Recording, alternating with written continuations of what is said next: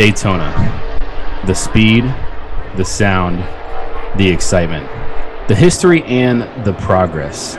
Daytona provides all of this and more every time I attend a race. Welcome to Doc Daytona, where we take you through my day at Daytona this past January at the Next Gen Test, where we see the racing, the fans, the media, and get a glimpse of what the Next Gen will bring in the upcoming schedule. Oh yeah, and stay tuned for some insight from the shoe himself.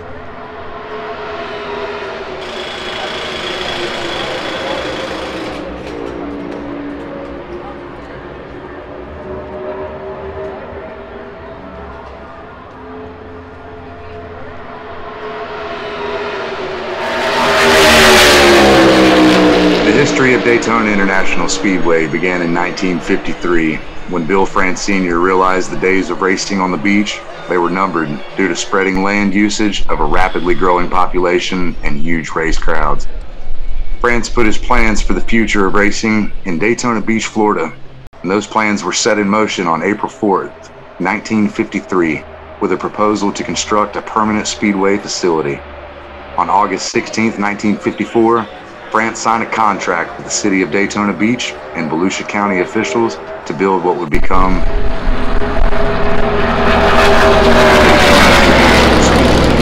the world center of racing.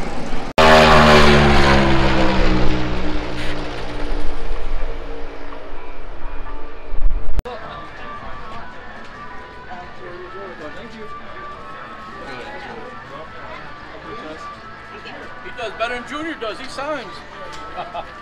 This could be the season for Corey LaJoie to move up the ranks. More to the point, LaJoie turned 30 in the fall and potentially needs this to be his season that he advances to the NASCAR Cup Series driver hierarchy.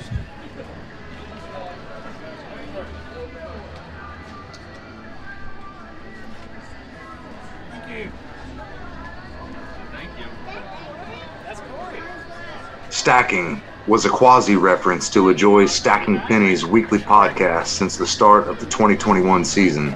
The grinding and paying dues sum up his career to date. Thank you. Corey!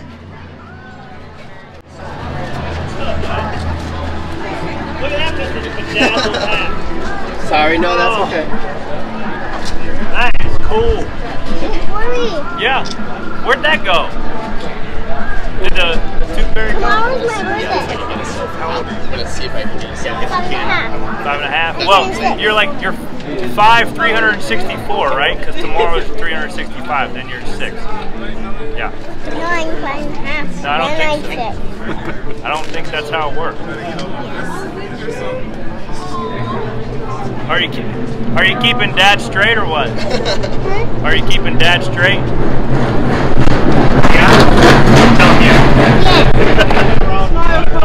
What's up, buddy? What's up, man? How you doing? How you doing, brother? Good.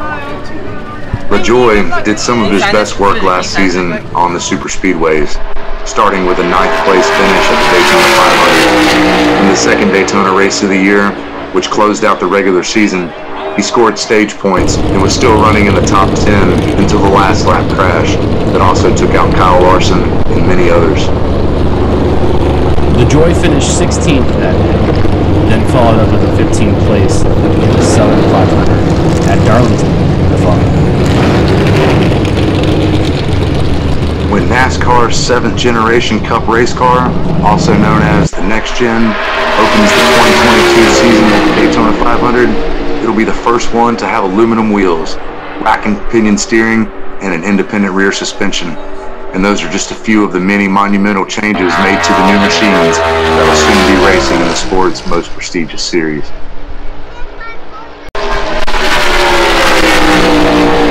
Earlier last year, NASCAR pulled the covers off the Next Gen Cup car, and we learned how drastically different it is compared with his predecessors.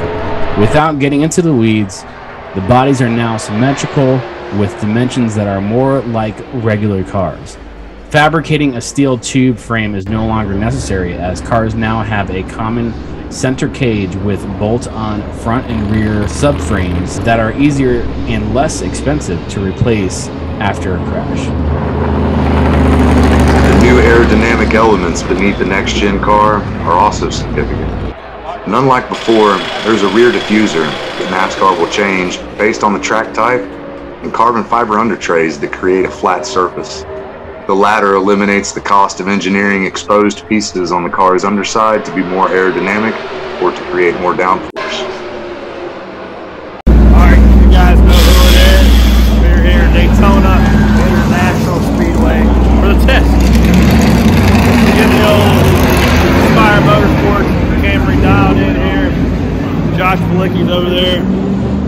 He got a couple laps in his first time driving this thing. Getting her dialed in. I'm excited about this thing, guys. Let's see if we can't turn this thing around somewhere. Oh, just show you. Look at that. There's some stuff in there, some shots, other stuff. Can't show you the speed secrets though. There's cockpit. Same old seat. There's the rear view camera. That's pretty cool. Normal rear view mirror. Rear view camera. Interior cockpit. Getting her dialed in, you know. Appreciate y'all's support. All of that. It's going to be a good year, 2022. Tune in. The real test will come when the next-gen Cup cars open the season on February 20th for the 2022 Daytona 500 at Daytona International Speedway. No less an authority than Mark Martin showed his support for the George work late last season. However, it will be up to the Charlotte, North Carolina native to keep making progress in 2022. No one is suggesting it's a win or else year, but there are always more drivers than there are cars in the Cup Series.